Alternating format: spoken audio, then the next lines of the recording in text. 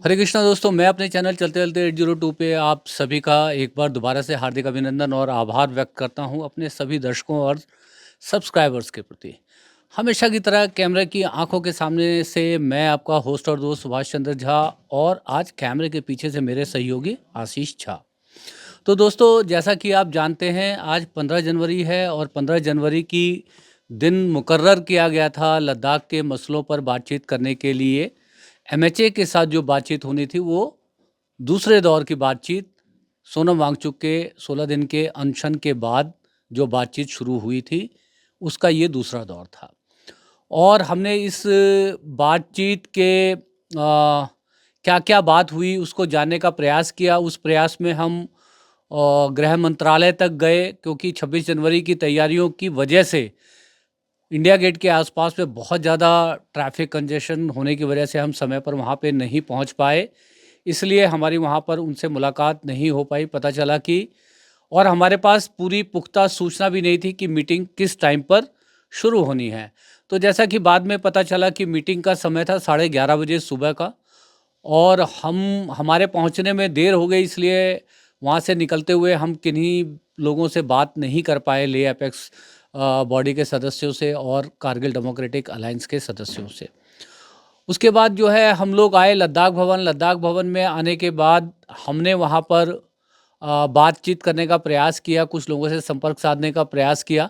तो सूत्रों के हवाले से पता चला कि अब की बार पूरे जो है ले अपेक्स बॉडी और कारगिल डेमोक्रेटिक अलायंस की तरफ से जो सांसद हैं, यूटी के जो सांसद हैं, लद्दाख यूटी के जो सांसद हैं मोहम्मद हनीफा, उनको ऑथराइज़ किया हुआ है कि वही सिर्फ मीडिया की बाइट देंगे। तो मोहम्मद हनीफा साहब वहाँ पर अवेलेबल नहीं थे, इसलिए उनकी भी बाइट नहीं हो पाई और हमें नहीं पता चल पाया कि आज की इस मीटिंग में किस मसलों के ऊपर जो बातचीत हुई।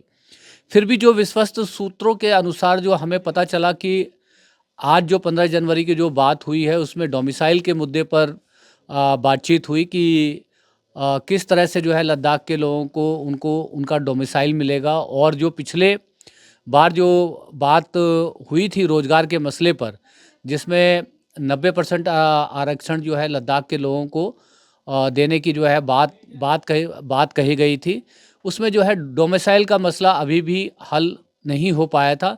तो आज जो हमें जो पता चला है विश्वस्त सूत्रों के अनुसार से कि आज जो है डोमिसाइल के मसले पे बात हुई और डोमिसाइल की समस्या को हल करने का प्रयास किया गया। जहाँ तक मेरी जानकारी है, मुझे पूरी तरह से डोमिसाइल के बारे में पता भी नहीं है। बस मैं इतना जानता हूँ कि जो वहाँ के किसी भी स्टेट के जो पुराने बाशिंदे होते हैं, लगातार काफ़ी सालों से जो वहाँ पर रह रहे होते हैं, जिनकी वहाँ का आधार कार्ड होता है, वहाँ का सारी सरकारी जो पहचान पत्र वहाँ के होते हैं, तो उनको जो है उस स्टेट के डोमिसाइल का दर्जा मिलता है। तो जैसा कि मुझे पता चला कि जो 15 साल जितने भी मतलब पुराने लोग हैं, उनको लद्दाख के डोमिसाइल का दर्जा दिया जाएगा, और उनको जो वहाँ की ट्राइबल कम्युनिटी है उनको वहाँ की नौकरियों में 90 से 95% का जो है आरक्षण दिया जाएगा।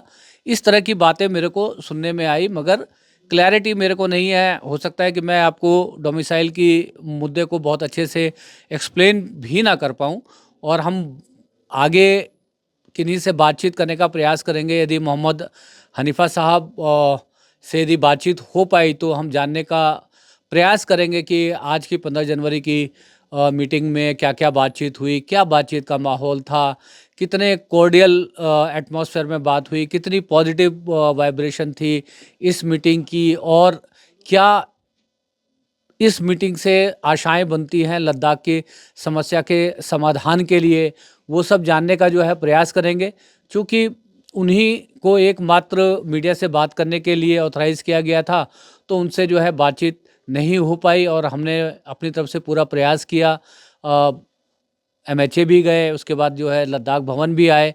तो प्रयास करेंगे ले अपेक्स बॉडी के कुछ लोगों से बात करने का, और कारगिल डेमोक्रेटिक अलायंस के कुछ लोगों से बात करने का अगले 1-2 दिन में। जैसा कि मुझे पता चला है कि अभी ये जो लीडरान हैं जो जिन्होंने इस बातचीत में हिस्सा लिया, वो 1-2 दिन दिल्ली में हैं, तो हम उनसे संपर्क साधने की कोशिश करेंगे और जब भी जो भी बातचीत होगी और जो भी बातचीत की डिटेल यदि निकल कर के आएगी, हम हमारे जो लेह और कारगिल के दर्शकों को के लिए जो है लेकर के आएंगे।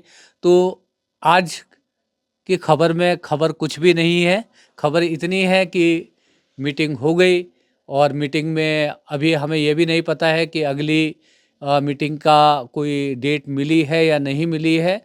और यदि हमारे किसी भी हमारे जितने भी लेह और जो कारगिल के दर्शक हैं उनमें से किन्हीं को इसके बारे में कुछ विशेष सूचना हो, विशेष इन्फॉर्मेशन हो या ये जानकारी हो कि अगली मीटिंग की तारीख क्या तय हुई है, तो आप कमेंट बॉक्स में लिख सकते हैं। हमारा प्रयास रहता है हमेशा लेह लेह और कारगिल की खबरों पे बने रहने का और दूसरी खबरों को जानने की हमारे पास अभी सोर्सेस नहीं है यहाँ पर दिल्ली में बैठ कर के, इसलिए हम बहुत ज़्यादा लेह और कारगिल के ऊपर स्टोरी नहीं कर पा रहे हैं। और साथ में मैं आपसे ये भी आग्रह करना चाहूँगा, मेरे जितने भी लेह और कारगिल के दर्शक हैं, यदि आपको लगता है कि हमें और कुछ स्टोरीज़ लेह और कारगिल के ऊपर करनी चाहिए, तो आप हमें स्टोरीज़ यदि बताएंगे कि किन किस विषयों के ऊपर हम और स्टोरी कर सकते हैं, तो उसके ऊपर हम एक रिसर्च करके सप्ताह में कम से कम एक कार्यक्रम लेह और कारगिल के लोगों के लिए बनाएंगे तो हमें बहुत अच्छा लगेगा। क्योंकि जैसा कि आप जानते हैं कि हमारे चैनल चलते चलते 802 पे एक काफ़ी बड़ी संख्या में लेह और कारगिल से लोग जुड़े हुए हैं। तो आज की बस इतनी ही खबर थी कि कोई खबर नहीं थी, और कुछ आपको खबर हो तो हमें बताइएगा, कमेंट बॉक्स में लिख दीजिएगा। और आपको ये हमारी एक छोटी सी बातचीत अच्छी लगी हो और आपको लगा हो कि इस तरह की बातचीत हमेशा होते रहने चाहिए, तो चैनल यदि अब तक सब्सक्राइब नहीं किया तो सब्सक्राइब कर लीजिएगा। बाकी हमेशा की तरह मैं ये बात कहता ही हूँ कि आपको लगे कि आपको भी कुछ लिख देना चाहिए तो कमेंट बॉक्स में लिख भी दीजिएगा। आपको लगता है कि ये जो लेह और कारगिल के जो मुद्दे हैं, जैसा कि तमाम जो rest of the India Ladakh को सिर्फ एक पर्यटन की जगह के रूप में देखता है, तो वहाँ पर लद्दाख में जो लोग रहने वाले हैं उनकी क्या समस्याएं हैं और किन समस्याओं से उनको दो चार होना पड़ता है।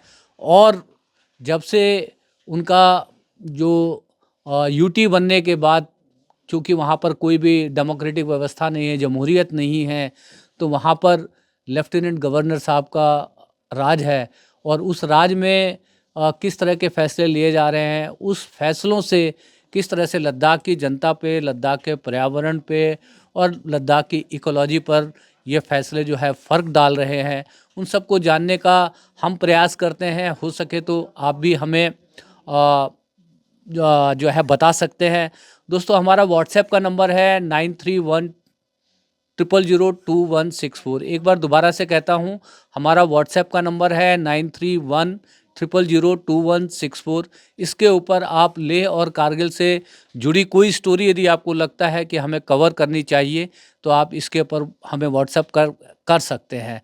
मगर इसके ऊपर मैं आपसे रिक्वेस्ट करूंगा कि कृपया इस नंबर के ऊपर कॉल मत कीजिएगा, क्योंकि कॉल उठेगी नहीं, सिर्फ व्हाट्सएप के मैसेज इस नंबर पे जो है रिसीव किए जाते हैं। आप चाहें तो हमारे ईमेल के ऊपर भी स्टोरी के बारे में लिख सकते हैं, या जो भी आप हमारे चैनल के बारे में सोचते हैं।